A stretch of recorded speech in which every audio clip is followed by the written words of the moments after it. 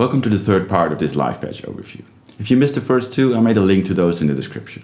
If you're interested in helping me making more videos like this, have a look at my Patreon, where you can read more about my plans and where it's possible to support me with a small donation on a monthly basis. Today we're going to have a look at the final part of our patch, how everything is clocked and mixed. Then we'll have a look at how we can make a patch like this a little bit more flexible, and finally how you can incorporate some safety in case something goes wrong. So let's dive right in.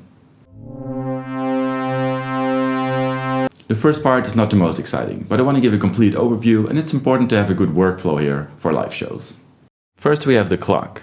I use this Cowan LFO from the Doop Quad LFO at slow audio rates.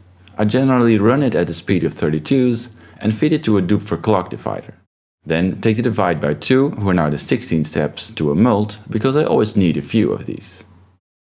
These clock divisions drive the envelopes of the first two voices, the quantizers to create melodies for those voices, as well as the kick and fast percussive sounds. Finally, a mult of the 16 steps is sent to an envelope on the quadra and then the sync input on the Korg sequencer, used mostly for drums. I find the response is better this way, as the Doop divider sends gates and the Korg sometimes responds to the gate off signal. Having control over the clock as well as divisions is great for live shows. It can really bring dynamics if you speed up or slow down an entire patch during a live show. But also something like switching a bassline's envelope or melody from slow to fast can really bring a different pace or feel to different parts of a bigger live set. A lot of mixing is done within the modular. This feels more natural to me, having control over envelope shape, filter and volume, all within the same device. I mentioned a few things already for each of the separate parts, but there's a little bit more I want to say. The IntelliGel Linux is the heart of the patch here. The melodic voices are in the first two channels, where I use the CV input to control the volume with envelopes. Both of them are sent to the Molecular Unity mixer, where the third tonal voice is mixed in with them. Together they go to an outboard mixer.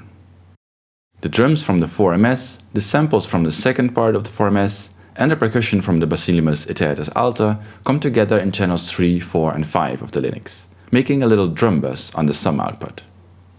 I have background samples from the disting going through a mixing channel on the MIA before it goes to an outboard mixer. This way I can use the other input here if needed. In example, if I want to separate the second part of the 4MS from the drum bus when I use it for long field recordings, or if I decide to patch in the clouds in my performance. I often send the kick directly to a separate channel on the mixer, but I can also send it to the last channel on the Linux if I want to mix it in with the drum bus, as long as it has its own volume control. Having control over all the essential parts in such a compact space within my case really works for me. A big part of performing is keeping everything balanced, so I often find myself adjusting the volumes for all these parts constantly. In this setup, I can control the volume for each part within the modular and then use the outboard mixer to set the volume of the entire bus. I also like to keep things portable and easy to travel with. So in this example patch, I mix everything back to a simple 4-channel mixer that I can just throw in my backpack. Having the melodic and drum parts summed into a bus also makes it easy to add some effect pedals into the chain for extra fun. I often put a delay after the melodic voices, and I like to run the drums through a separate delay and reverb or distortion and compressor in example. I always use the aux send on the mixer for a pretty big stereo reverb, so I can send all parts through that if I want. And because people ask a lot, to connect the modular to a mixer or pedal, I use mono cables with 8-inch jacks on one side and 1/4 inch on the other. Fair warning though, not all pedals can handle hot signals from the modular directly, so read the manual and attenuate signals where needed. I find this setup flexible enough for most situations, but the overall sound can really benefit from taking each voice or percussive part to a separate channel on a larger mixer and applying proper EQ on all of it. It would also free up space in your modular, so there's more ways to go here of course, whatever works best for you.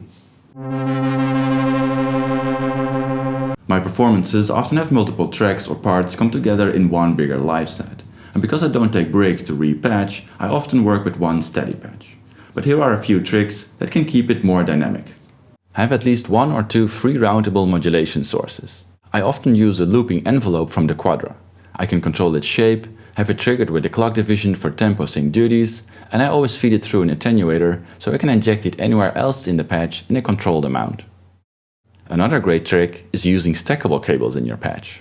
Using stackables on places where they're not needed for your initial patch gives you wonderful routing flexibility, both for CV and audio.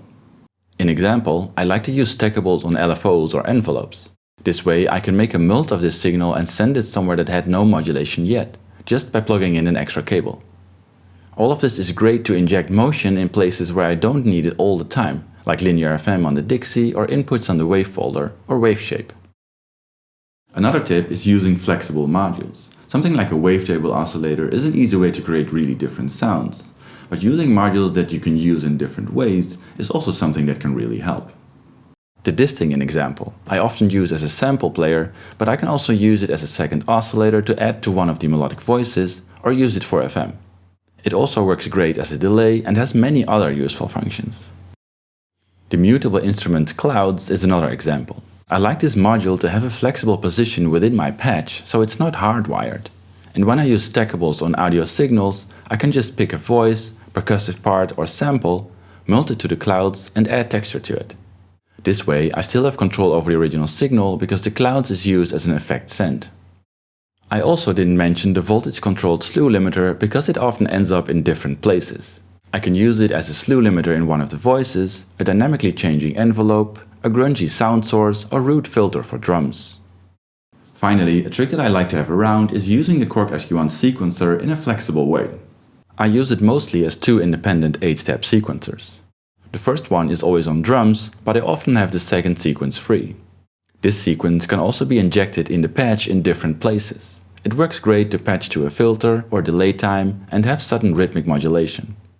And I also often send it to one of the triads, so it can be mixed with random voltages before it goes to a quantizer, so I'm suddenly able to control the pitch of one of the voices. These modules are often used in different ways for different live shows. Sometimes I even make an exception and repatch them during a live set. These tricks make it possible to work with a steady patch for a long set, but still surprise an audience with a fresh sound every now and then. A lot of things can go wrong during a live set. I plan to do another video with a few more tips, but here are a few things you can do within this patch that can help out. One of them is to prepare for a moment where you expect a sound, but there is none. I often had a moment in my set where a heavy combined noise sound suddenly drops out, and then a single fragile organ tone comes out when I open a filter. That was always an exciting moment because I could have overlooked something or broke a patch by mistake, and then there would be no sound. For that reason, I always have at least one simple sound that I can open immediately to break the silence. My third noise voice works great for this. There's hardly anything that can go wrong with it, and it's dynamic enough to distract people with for a while. A sample player is also a good trick. Just quickly start a nice field recording. If you practice this, it's possible the audience doesn't even notice because there's no silence but a new sound coming up.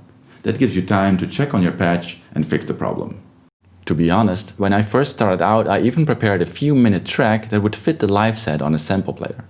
Luckily, I never had to use it, but it gave me the assurance I could start it and have a few minutes to fix a patch if I were to really panic about something, or had to check for a broken cable or unplugged jack in example. Also, really make sure you can retune your oscillators silently during a live show. You can hit them by accident or rub a patch cable against the tuning knob. Eventually, it will happen. I think some people work with guitar tuners, but I use the Disting Mark IV, which has a great tuning mode. You can just quickly pull up a sound, like we talked about, and then carefully retune what needs tuning. And that's it for now. If you want to hear what this patch can do, I made a link to a playlist with live sets I recorded earlier in the description. If you'd like to see me get more into detail with certain parts, or if you want to know more about making and performing a modular live set, keep an eye out on this channel. If you like this series, you can help me with a like and subscribe. Most important though, I hope you enjoyed this. Thanks for watching and see you next time.